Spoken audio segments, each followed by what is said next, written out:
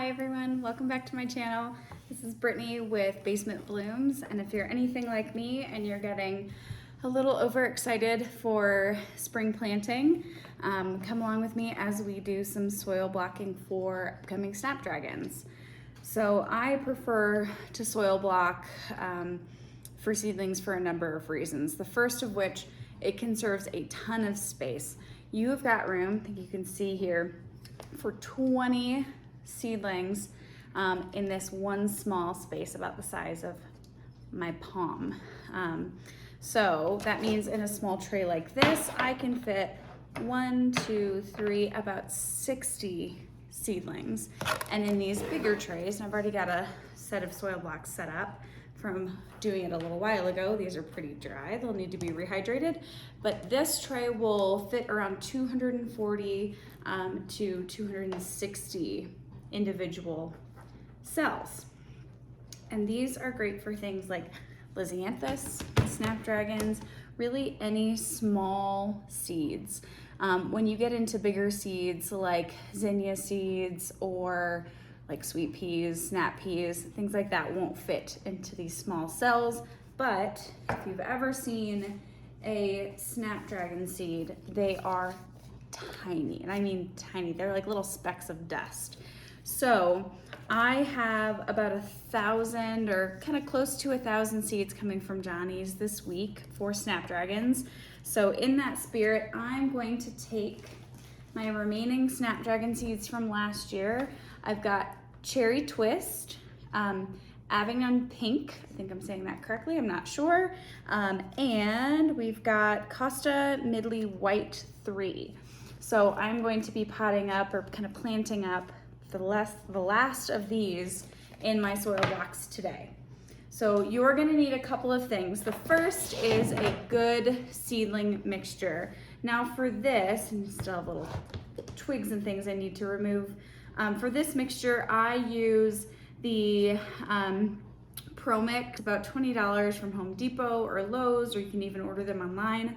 I also mix with 50% Happy Frog. So I have about 50-50 mix here. This is a really soft blend. You want something with really fine particles. Some people will even use a grate to sift their mix to make sure that they've got pretty fine particles and they're not getting things like little twigs or pieces of bark in their soil blocks.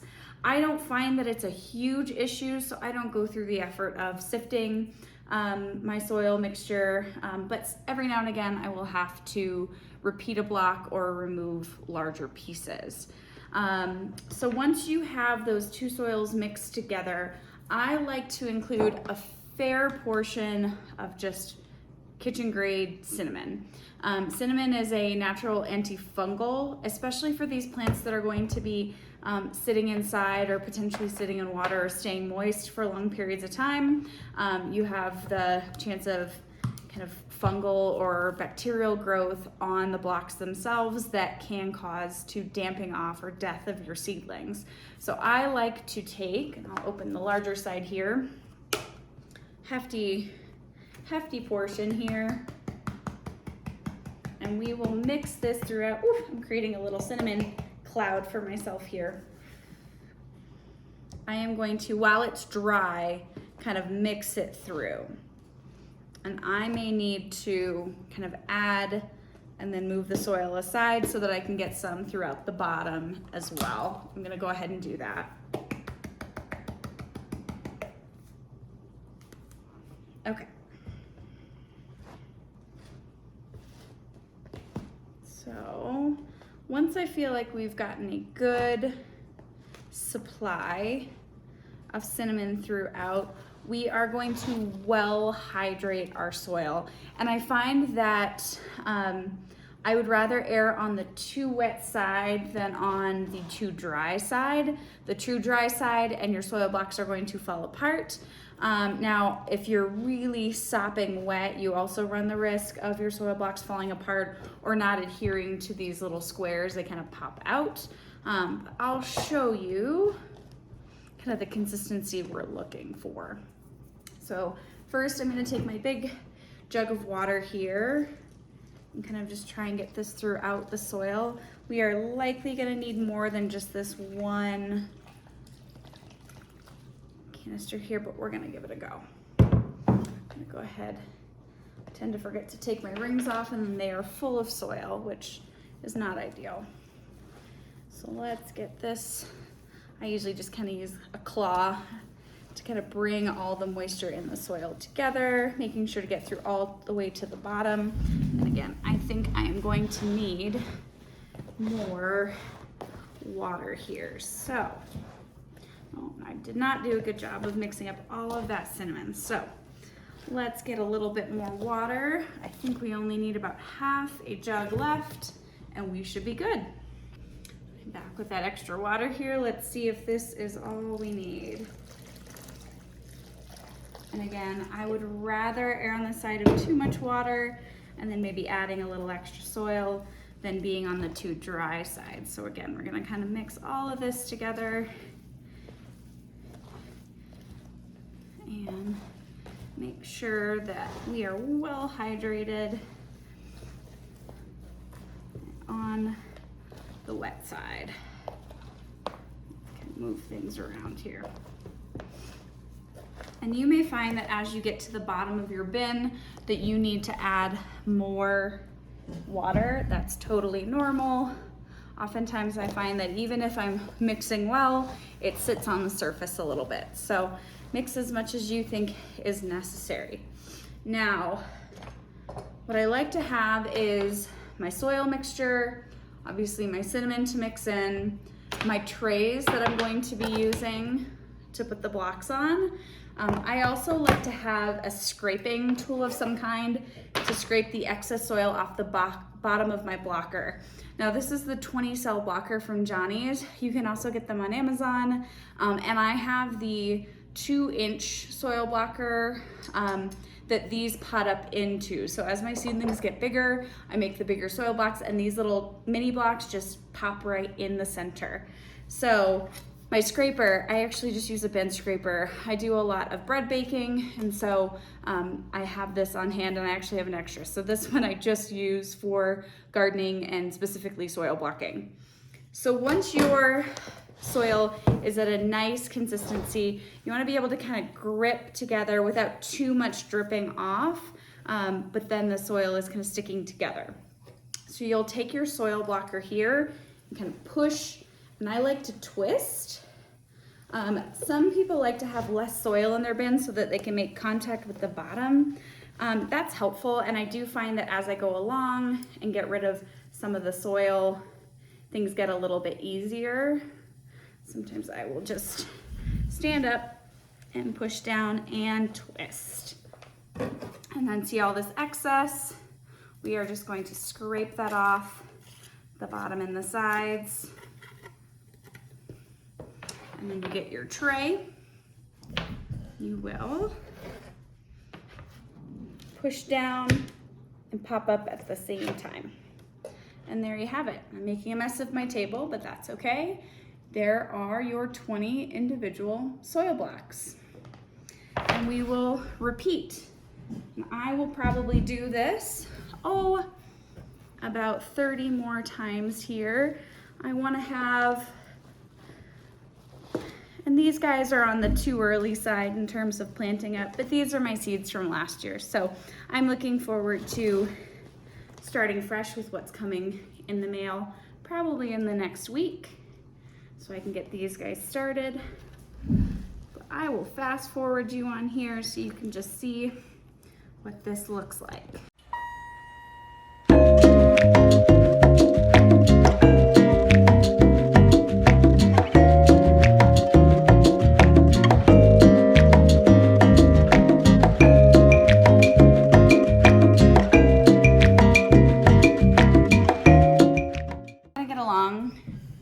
To our larger trays. Sometimes I just use my hands to push things along. It's really okay, whatever tools you find to be the most beneficial for you. Now be mindful that as you're pushing down, this can be a little bit hard on your hands, so I like to break up my soil blocking. And so that way I don't feel like I'm making 20,000 cells in a day. I have about, 1,300 Lysianthus seedlings currently growing in the basement.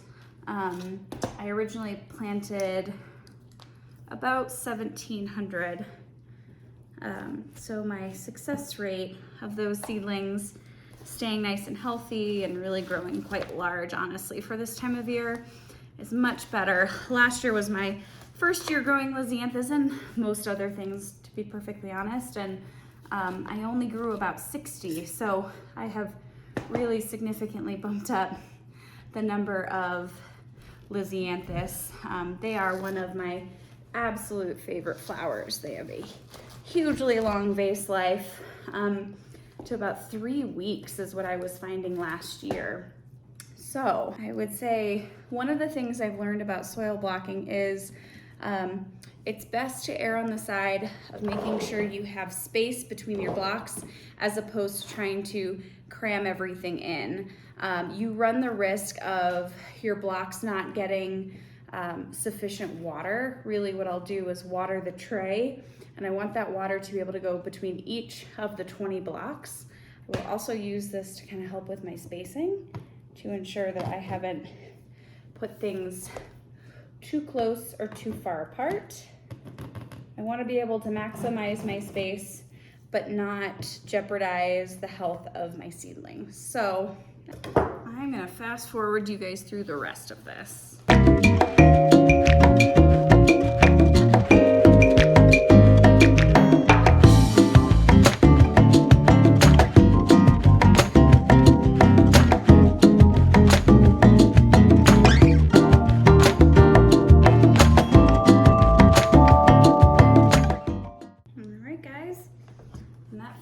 This tray, I am going to wash my hands and get a little ramekin for my seeds so we can get these planted up. All right, guys, I'm going to bring you guys in a little bit closer so you can see kind of fine detail how I'm planting out these teeny tiny seeds into these teeny tiny soil blocks. We're going to get started. So the way I like to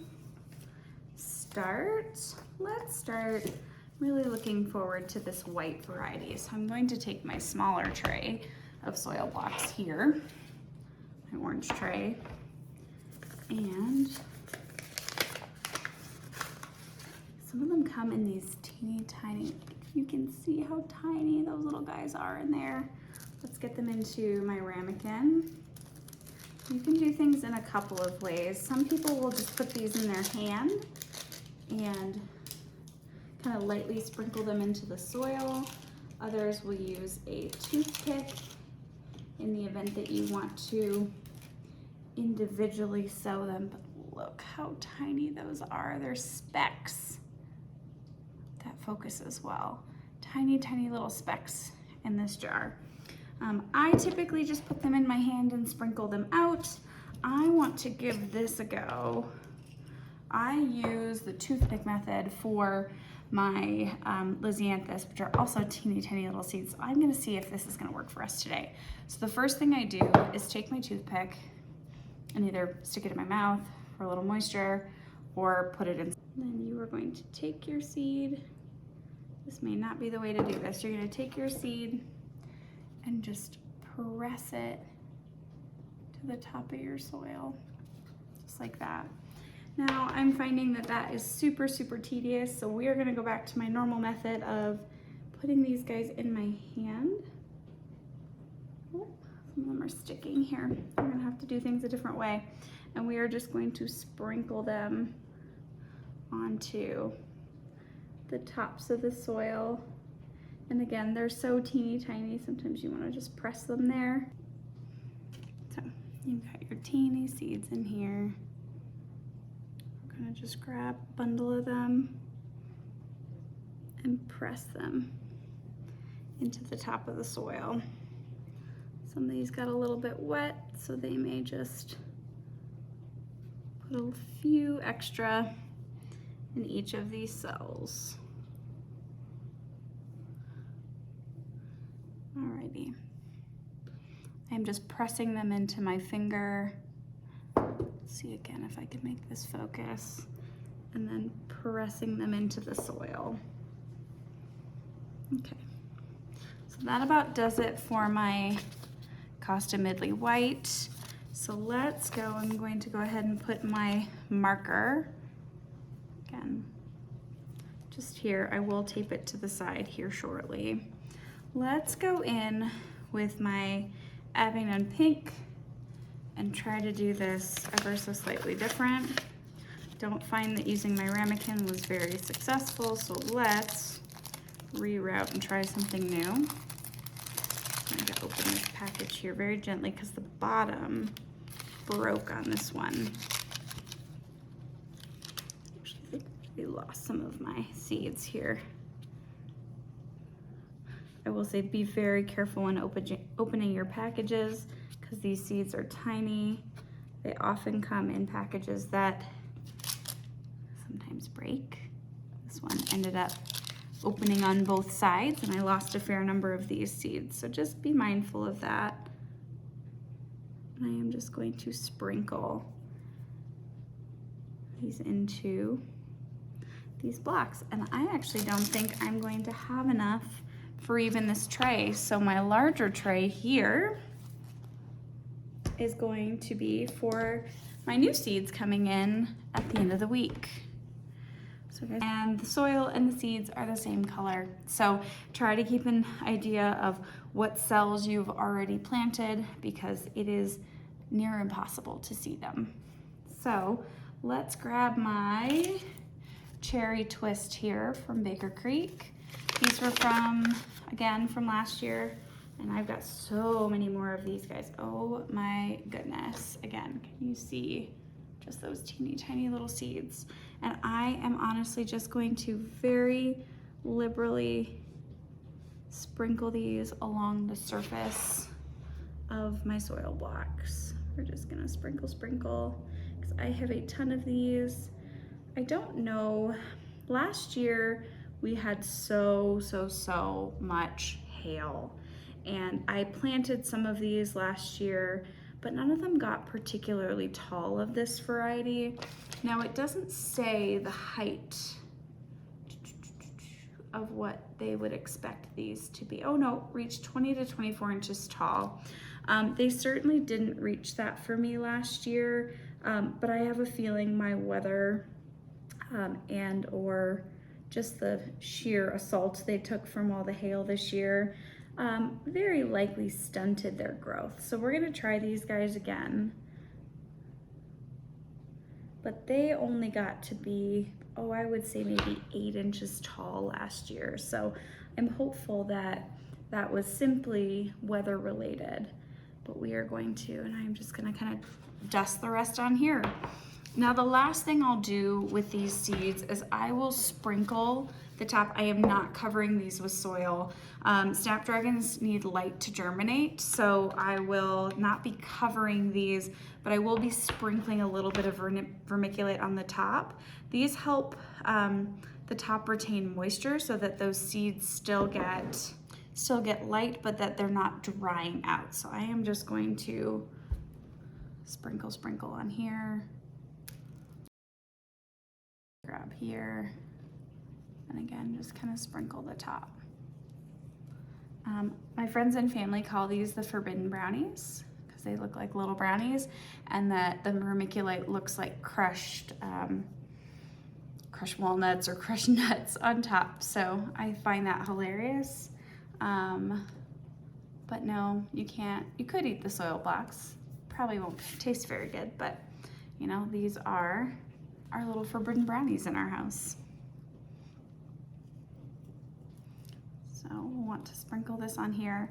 And then my last step before covering these with saran wrap will be to take my mister and just mist them lightly with some water, and then put them on a heat mat until they start to germinate under lights. All right, everyone, that's it for today's video. We have 280 blocks ready for the rest of my Snapdragon seeds. Again, those should arrive from Johnny's later this week. And I have again the Potomac Berry Blend, Costa Deep Rose, Opus 3 Lavender, and Costa Silver. I will put those up on the screen here as the varieties I will be growing.